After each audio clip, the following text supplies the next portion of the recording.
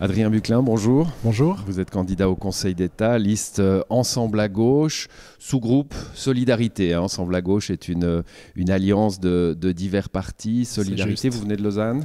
Oui, c'est ça. Vous avez 36 ans, vous êtes historien. Oui, exactement. Vous êtes chercheur, quel est votre domaine de recherche? Je suis spécialisé Suisse et Europe 20e siècle. Ouais. Et puis j'ai fait une thèse sur l'histoire de la gauche en Suisse, donc assez proche finalement des questions politiques, même si j'essaye de ne pas trop mélanger les casquettes, parce que je pense qu'un chercheur, un historien doit quand même rester un peu objectif et garder de la distance par rapport à ces objets. Alors on est peut-être moins dans ce climat-là en Suisse, mais on voit toute l'importance que revêt l'histoire dans la campagne électorale française actuellement, hein. Comment vous voyez ce lien entre l'histoire et la politique? Justement, vous dites que vous essayez de séparer les choses, mais ça ne doit pas être facile. Oui, ben dans le cas français, moi ce qui m'inquiète un peu, c'est qu'on voit quand même pas mal de manipulations de la part de certains candidats, notamment tout à droite, avec des candidats qui n'hésitent pas à revenir sur certains acquis fondamentaux de la recherche historique, notamment le rôle de l'État français dans la persécution des Juifs pendant la Deuxième Guerre mondiale. Donc je vois plutôt ça avec inquiétude. Bon, vous êtes député depuis 2017, groupe Ensemble à gauche et POP, hein, six députés. C'est difficile de se faire une place, il y a 150 députés, vous êtes 6 à porter cette parole-là. C'est une législature de combat, comment on fait sa place?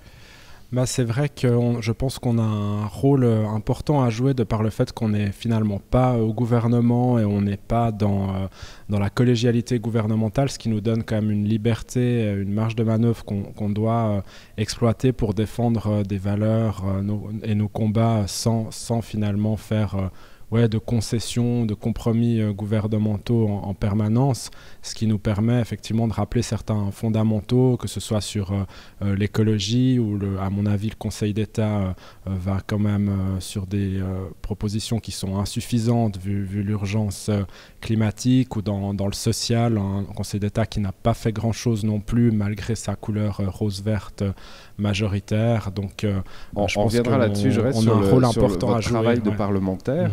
Il vous arrive de connaître la victoire?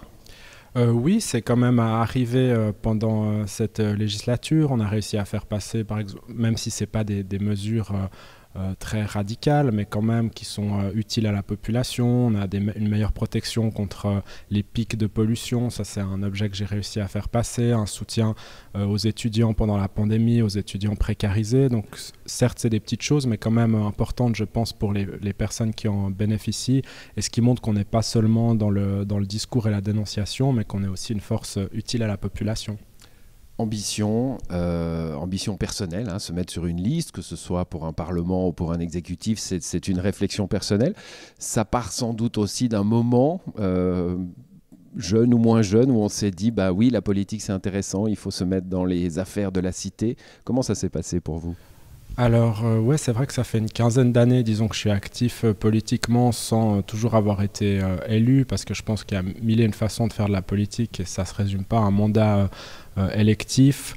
C'est vrai que pour moi, ce qui a été important quand j'avais une vingtaine d'années, donc il y a une quinzaine d'années, c'était le mouvement altermondialiste. Il y avait des grandes manifestations contre la guerre en Irak, contre le G8, et je pense que c'est ça qui m'a politisé. Aussi la montée de l'UDC à l'époque, avec ses campagnes xénophobes, le mouton noir, qui m'a assez révolté, et je voyais que la gauche radicale, Solidarité, défendait finalement les immigrés de manière très conséquente, cohérente, notamment pour la régularisation des sans-papiers. Et ça, c'est des choses qui me parlaient parce que ça prenait le contre-pied de ces grandes campagnes xénophobes de l'époque. Et cette année, la décision de se mettre sur une liste pour le Conseil d'État, c'était déjà le cas il y a 5 ans, vous étiez déjà candidat.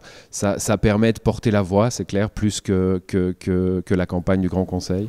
Oui, c'est vrai que la plupart des débats ont lieu entre candidates et candidats au Conseil d'État, donc je pense que c'est important d'y être pour participer, pour faire connaître ses idées, même si c'est vrai que pour nous, la priorité, c'est d'augmenter notre présence au Grand Conseil, non seulement de maintenir notre groupe, mais de le renforcer. Et il est vrai que nos chances d'accéder au Conseil d'État sont assez limitées, même si, évidemment, une élection est toujours ouverte. On a posé cette même question à toutes les candidates et tous les candidats. Si vous aviez les clés, hein, on sait que ça ne marche pas comme ça, il y a la collégialité, bon.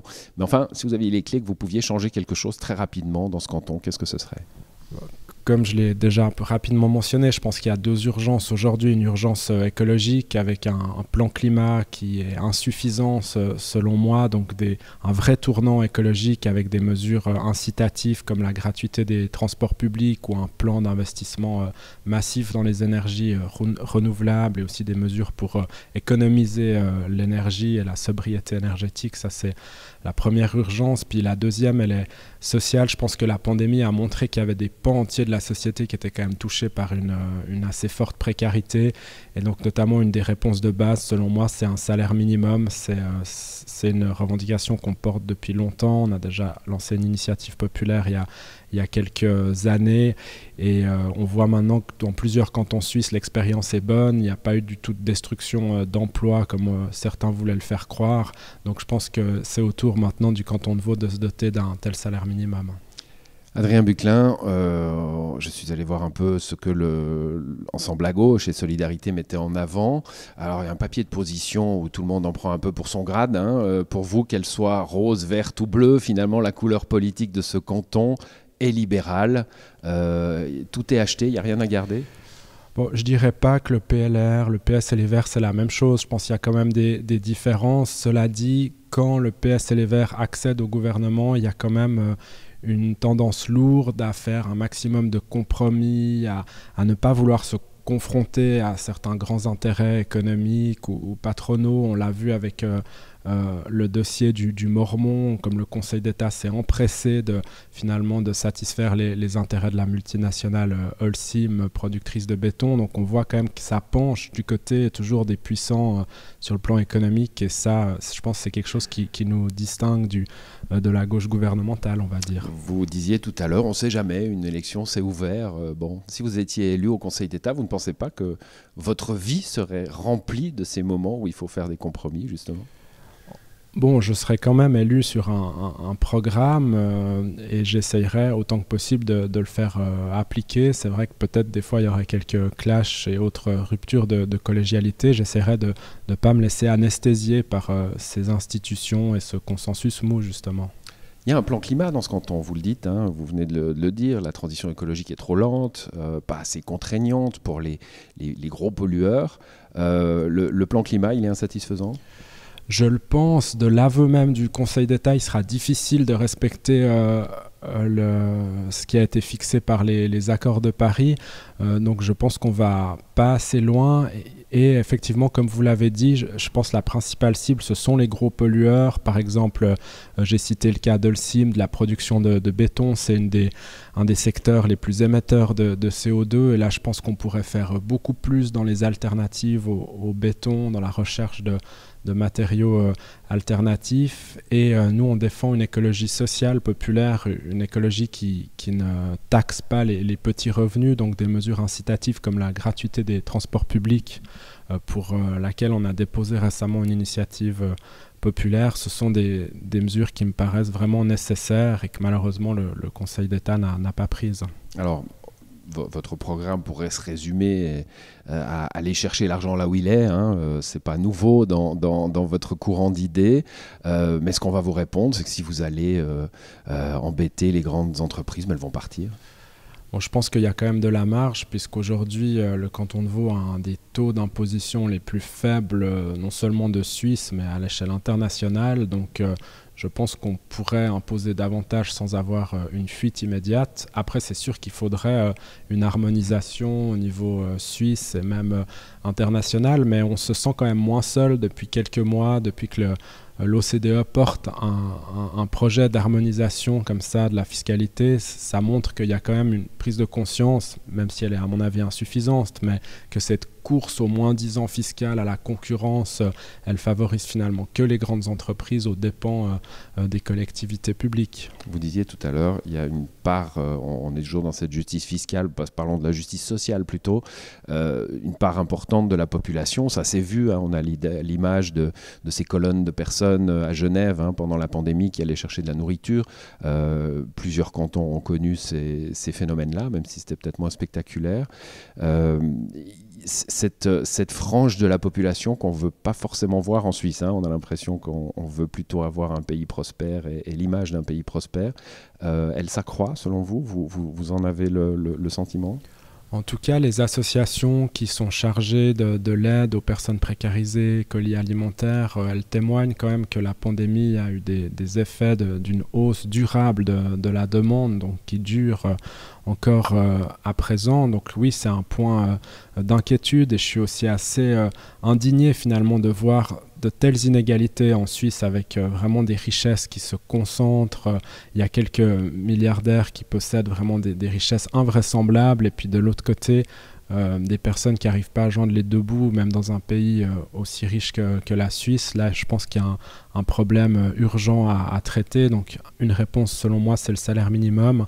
C'est aussi une régularisation collective des personnes, des travailleuses et travailleurs sans papier, puisqu'il y a beaucoup de personnes dans l'économie domestique, la restauration, les ouvriers agricoles qui sont contraints de travailler au noir, et ce qui fait pression à la baisse sur tous les salaires. Et je pense que ça profiterait à l'ensemble des salariés qu'on ait une régularisation de ces personnes. Vous mettez en avant le sens du collectif, à gauche en général, mais enfin sur votre programme, c'est assez clair. Il est primordial aujourd'hui, je cite, de décider collectivement ce que nous produisons, comment, pourquoi. Alors, la production, c'est une chose, mais enfin, il y a d'autres éléments où vous mettez en valeur le sens du collectif. On est une société quand même extrêmement individualiste. La lutte des classes ne parle plus à grand monde. Comment on fait pour aller remettre du collectif dans ces classes populaires que vous voulez défendre et qui ont peut-être oublié ce que c'était le collectif? Je suis d'accord que ces dernières années, c'est des années plutôt difficiles pour la gauche. Je partage votre constat d'un certain individualisme, mais il y a aussi pour moi des lueurs d'espoir qui montrent que le collectif n'a pas disparu. Je pense par exemple à la mobilisation assez exemplaire des livreuses et livreurs de Smood qui a défrayé la chronique ces derniers mois, où on voit que c'était des salariés très atomisés, chacun a son planning, travaille de son côté, et finalement ils ont réussi à faire collectif, à revendiquer une amélioration des conditions de travail. Donc pour moi ça c'est des mobilisations exemplaires. La mobilisation de la jeunesse pour le climat ou la grève des femmes montre qu'il y a quand même encore aussi dans les jeunes générations un sens du collectif qui n'a pas disparu. Vous espérez qu'il se traduira dans les urnes? On espère, oui, bien sûr. Il y a un dernier point que j'aimerais aborder avec vous, que vous mettez en avant aussi, celui des violences policières, le contrôle aux faciès. Alors il y a eu quelques drames en Suisse, notamment à la gare de Morges l'an dernier, mais on n'a pas l'impression d'avoir affaire à une culture de la violence et du racisme au sein des forces de l'ordre dans ce pays. C'est plutôt un débat français. Est-ce que c'est vraiment un argument que vous pouvez mettre en avant? Est-ce qu'il y a quelque chose de culturel, d'endémique? Je pense qu'il y a quand même un problème de racisme en Suisse et du coup par conséquent au sein des forces de l'ordre y compris. Il y a quand même une série qui interroge avec plusieurs décès dans des interventions policières de personnes noires. Donc je pense que ça mérite de poser cette question. Nous on a quand même des mesures qui nous sembleraient pouvoir vraiment améliorer la situation, notamment une instance indépendante de plainte pour les personnes qui seraient victimes d'abus de la police, pour éviter finalement que ce soit le corps de police lui-même qui enquête sur des cas d'abus avec tous les problèmes de conflit d'intérêts que ça pose. Et puis on n'est pas les seuls à le dire. Je pense qu'Amnesty International a aussi fait des rapports préoccupants sur le racisme et les atteintes aux droits fondamentaux, y compris de la police suisse. Donc je pense qu'il faut vraiment prendre conscience qu'il y a des problèmes et il ne faut quand même pas faire une politique de l'autruche. Adrien Buclin, merci. On vous souhaite une belle campagne. Merci beaucoup.